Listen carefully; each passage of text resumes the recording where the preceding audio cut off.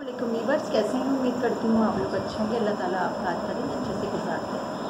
तो वीवर्स, फिर वही वाक़या हर 2 दिन बाद कोई ना कोई आपको वाक़या सुनने को ज़रूर मिलेगा, वो भी इतना ख़राब कि ज़्यादती का, अगवा का, कुछ ना कुछ होता रहता है बच्चों के साथ। और देखा जाए तो बच्चों की तो अब कोई हिफाजत रही नहीं है।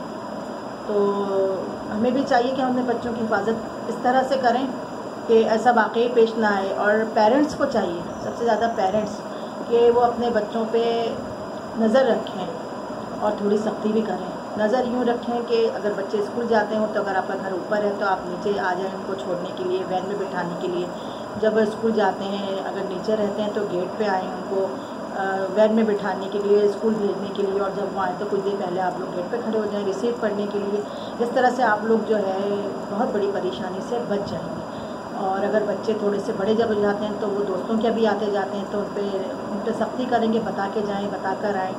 कंबाइंड स्टडी करने बहुत से बच्चे जाते हैं तो उनको देखेंगे कि वो टाइम से घर आ जाएँ। तो किस्सा कुछ यूँ है, वीवर्स के 2-3 दिन पहले का वाक़या है कि कराची का इलाका है महमूदाबाद, इसी में एक कॉलोनी है अख्तर कॉलोनी। तो यहाँ एक 10 साला बच्ची के साथ ज़्यादती हुई है। और ज़्यादती भी क्या, हमने तो ये सुना है कि सुनते हैं हम लोग के ज़्यादती के बाद मार दिया, लेकिन यहाँ तो बहुत ही उल्टा हुआ कि मारा पहले बच्ची को, फिर उसके बाद ज़्यादती करी। लानत भेजती हूँ मैं उस जलील इंसान पर। यही कहेंगे ना, मुँह से यही सब निकलेगा। उस बेशरम इंसान ने उस बच्ची को साथ पहले उसको मारा, फिर उसके साथ ज़्यादती करी। किस बेईमाना तरीक़े से उसके साथ ये हरकत हुई। तो सुनने में यही आया है, जो घर वालों ने बताया कि कोई रिश्तेदार उनके मोहल्ले में रहते थे तो उनका कोई नौकर था। तो बच्ची की वालदा ने वो नौकर को खाना भिजवाया बच्ची के हाथ। वो शायद वहीं जिनके रिश्तेदार के घर के ही किसी घर में ही रहता होगा। तो नौकर को खाना भिजवाया बच्ची के हाथ।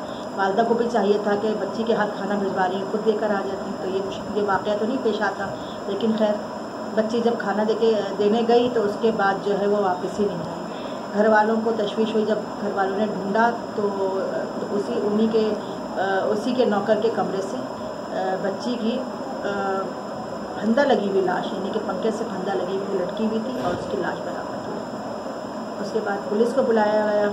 तो जब पुलिस आई और लाश को ले गई पोस्टमार्टम पे और ढूंढा मुजरिम को, सब जाहिर बात है नौकर कोई खाना देने गई थी तो उसी ने ये हरकत की थी। तो खैर वो मिल गया।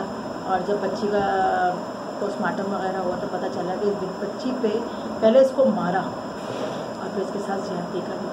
तो मुजरिम ने खुद एतराफ़ जुर्म करा।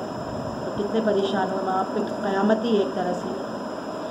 तो बस इसीलिए सबको चाहिए कि वो अपने बच्चों की हिफाजत करें, अपने बच्चों की हिफाजत पे कोई कोताही ना बरतें। दूसरे काम छोड़ दें लेकिन पहले बच्चों की हिफाजत करें। तो फिर वो मुजरिम पकड़ा गया है, एतराफ़ जुर्म कर लिया है। अब वही सब होता है, खिला देते हैं सबको, पैसे खिला देते हैं, ज़मानत होती है और फिर किस्सा रफ़ा दफ़ा। अगर किसी एक मुजरिम को भी सख्त सज़ा मिले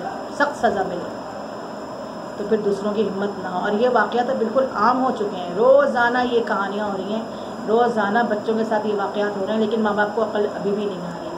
तो खुदारा अपने बच्चों की हिफाजत खुद करें, ना कि दूसरों पर छोड़ें। तो बड़ा अफसोस हुआ इस वाक़े का, उनके माँ बाप पे क्या गुजर रही होगी। अल्लाह ताला ने माँ बाप को सब्र दे। तो वीवर्स, आज की मेरी ये वीडियो आपको कैसी लगी? नई वीडियो लेके मैं